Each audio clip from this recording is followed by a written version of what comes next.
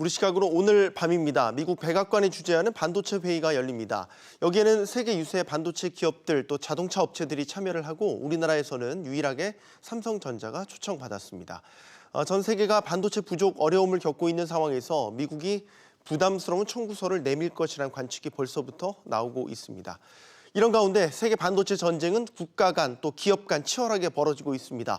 특히 반도체 시장 양대 축인 미국과 중국의 반도체 패권 경쟁은 우리 정부와 기업들로서도 고민거리죠.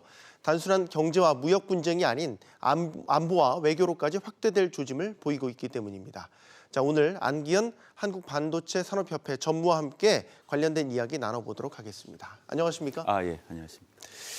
먼저 해외 얘기를 하기 전에 우리 얘기부터 해보겠습니다. 지난 금요일이었습니다. 정부와 반도체 기업 사장단이 만났다고 하는데요. 여기에서 어떤 이야기가 오고 갔나요? 일단 그 전 세계적으로 반도체 제조 시설이 부족한데요. 우리도 이 제조 시설 투자를 활성화시켜야 되기 때문에 활성화시키기 위한 여러 가지 산업계 의견을 전달을 했습니다. 네, 대표적으로는 제조 시설과 관련된 세액 공제라든지 업계 요구들이 정부에 있었을 것 같습니다. 예, 세액 공제에 대한 부분, 미국하고 중국은 상당히 정책이 발표돼 있는데요. 네. 이런 세액 공제를 좀 해달라. 그리고 각종 법 규제가 있는데 이런 것들을 좀 완화해달라. 또 중요한 것은 인력이 많이 부족합니다. 네. 이런 인력 부족에 대해서 산업이 필요한 만큼 좀 양성을 해달라. 이런 내용들로 이 건의를 했습니다. 정부도 이번 반도체 공급 부족 사태를 겪으면서 뭐라고 해야 할까요? 좀 태도가 좀 전향적으로 바뀌었다? 이렇게 봐도 될까요? 정부뿐만 아니고 전 국민이 관심도가 높아졌습니다. 아마 반도체 부족 현상이 단기간에 해결될 것 같지가 않아서 그렇죠. 이런 관심은 점점 더 높아질 걸로 그렇게 보고 있습니다. 네. 다음 질문 드릴 게 사실 그 말씀이었거든요. 질문이었거든요. 그러니까 지금 반도체 공급 부족이 심각하다 얘기는 하는데 단기간에 끝나지 않을 것이다. 그러면 얼마나 오래 갈 것이냐라는 거를 전망해 본다면 어떻게 볼 수 있겠습니까? 이거는 이 수요보다 제조 시설이 부족해서 생긴 문제인데요. 제조 시설 만드는데 적어도 2년에서 3년 걸립니다. 네. 그래서 이러한 이 부족 현상은 2년에서 3년 이상 갈 걸로 그렇게 전망은 하고 있습니다. 근데 저희가 반도체 업체들이 미리 수요를 예측을 해서 설비를 늘린다든지 공정을 최신화한다든지 이런 것들을 선투자를 하지 않습니까? 그런데 지금의 이 부족 사태가 나타날 정도로 반도체 업체들이 수요 예측에 실패를 한 건지 아니면은 예상보다 훨씬 더 공급을 더 많이 필요로 하게 된 상황이 된 건지 뭐가 우선순위가 있는지 잘 모르겠어요. 예. 지금 현재 나타난 부족 현상은 저희도 수요 예측을 합니다. 근데 저희 수요 예측은 반도체를 필요로 하는 기업들의 수요 예측을 갖고 수요 예측을 하죠. 그렇죠. 근데 지금 현재 첫 번째 자동차 반도체 부족 현상은 자동차 회사들의 전망이 좀 잘못되어 있습니다. 수요를 너무 작게 본 게 문제고요. 네. 예, 이런 현상은 아마 가전 분야도 넘어가지 않을까 생각이 들고요. 또 하나는 신규 반도체 제조 시설을 지을 수 있는 회사가 전 세계에서 몇 안 됩니다. 아, 그래요? 예. 미국의 인텔이라는 회사, 또 대만의 TSMC라는 회사, 한국의 삼성전자, 또 메모리 쪽으로 가면 SK 하이닉스 이 수준밖에 안 됩니다. 그래서 이 제조 시설을 구축할 수 있는 회사가 제한적이기 때문에 제조 시설을 많이 늘리는 한계가 있습니다. 이러한 문제도 이 부족 현상에 영향을 주었다고 볼 수 있습니다. 과거에 그 치킨 전쟁이라고 해서 반도체 업체들 간 가격 경쟁을 통해서 소위 말해서 살아남은 기업들이 있지 않습니까? 예. 삼성과 하이닉스가 대표적인데 오히려 이제는 그렇게 선투자, 대규모 투자를 할 수 있는 곳이 얼마 안 남았다라는 상황이 된 것이군요. 예. 이게 한번 투자를 하면 반도체를 업으로 하는 기업도 공장 하나 만드는데 10조 이상 들어갑니다. 네. 10조 이상 대규모 투자를 하려면 그만큼 회사의 수익성이 좋아야 되는데요. 사실은 그렇지 못한 회사는 투자를 할 수가 없습니다.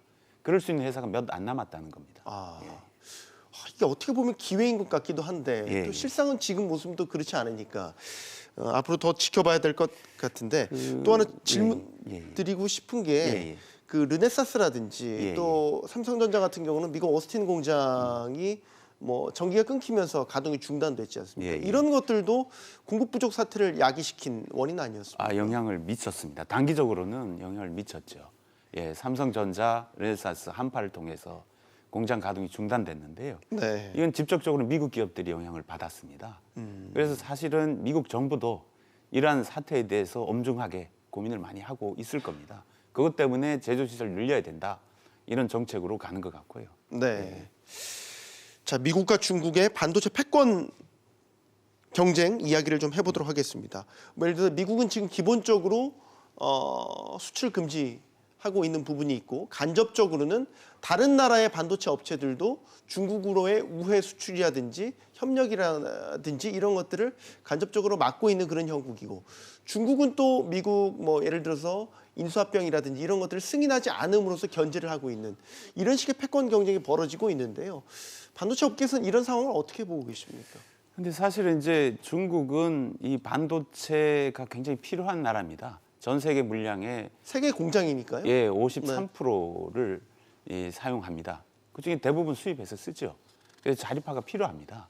근데 미국 입장은 이 반도체가 안보적인 문제로 가면 제재를 가하는 전략으로 되어 있습니다. 네. 사실은 산업적인 측면에서는 제재는 없고요. 안보적인 측면에서 중국이 반도체를 하게 되면 그때 제재를 가하는 정책을 옛날에 세웠고 지금까지 유지가 되어 있죠. 네. 예. 그런데 이제 안보라는 잣대를 더 적극적으로 대입하고 있다는 게 문제 아니겠습니까? 뭐 트럼프 그건 대통령 이제 때부터 본격화되긴 했지만요. 근데 지금까지는 뭐 그게 좀 우리 산업에 영향을 미칠 만큼 심각한 건 아니고요. 뭐 우리의 우려는 뭐 있습니다만 네. 지금 결과가 그렇게 나타난 건 없습니다. 없고 미국 입장에서는 현재 이 중국을 사실은 고민할 여유가 없습니다. 왜냐하면 예. 미국 자체의 수급이 굉장히 불안정하거든요. 예, 불안정해서 미국 자체의 안정적인 수급망에 대한 고민을 하기에도 급급합니다. 네. 예. 그래서 지금은 미중을 놓고 뭔가 이 고민을 하고 있다라는 생각은 너무 앞서 나가지 않나 이런 생각이 듭니다. 오늘 백악관에서 이제 반도체 회의 열리잖아요. 삼성전자가 이제 경영진이 가게 될 때 물론 화상 회의이긴 합니다만 어떤 요구를 할지가 궁금해요. 투자 이게 늘려달라, 공급망 확대해달라. 기본적으로 이 두 가지는 예상이 되는 대목이긴 한데 아니요. 그건 좀 오해가 있을 것 같아요. 오해가 있다고요?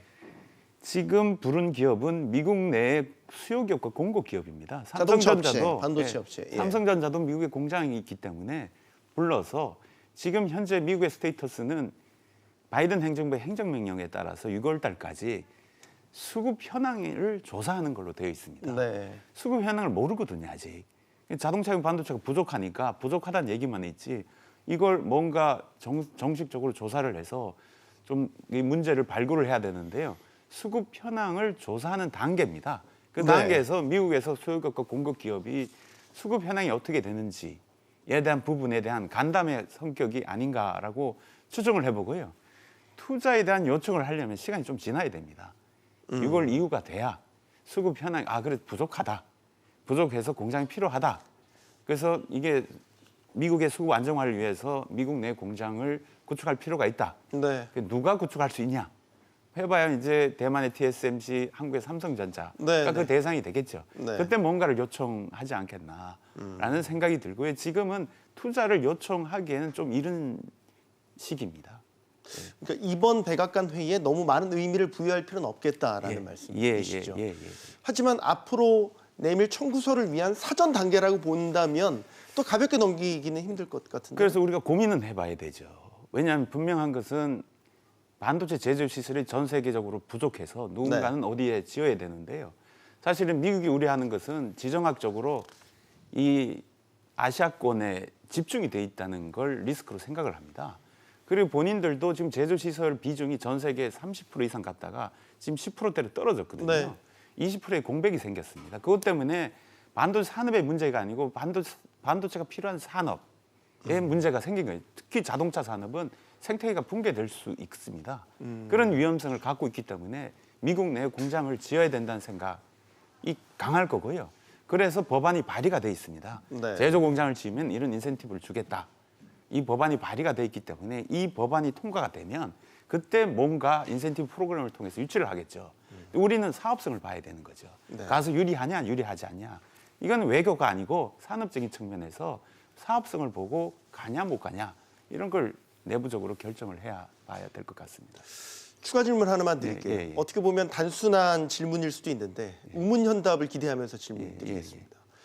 반도체라는 게 좁쌀만하지 않습니까? 예, 눈에 예. 보이지도 않을 좀 작은 건데 예.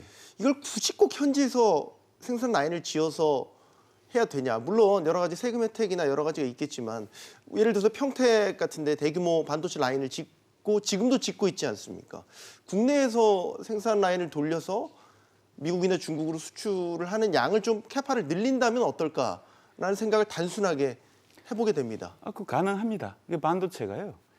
이 비행기로 다 움직이기 때문에 물류이동 시간이 별로 안 듭니다.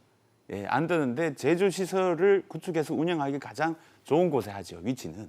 예. 그래서 거기에 얼마나 이 반도체 제조 시설 구축하고 운영하기 좋은 환경이냐. 네. 예, 그리고 고객하고 얼마나 접근성이 좋냐. 예, 이런 부분에 대해서 고려를 해서 지으면 될 것 같습니다. 그런데 물류이동 비용은 물류이동에 대한 시간이 없기 때문에 위치적으로 제약은 없습니다. 평택에서의 생산량이 늘어났으면 하는 바람을 가져보면서 드린 질문이었습니다. 오늘 말씀 여기까지 듣겠습니다. 한국반도체산업협회 안기현 전무와 이야기 나눠봤습니다. 감사합니다. 감사합니다.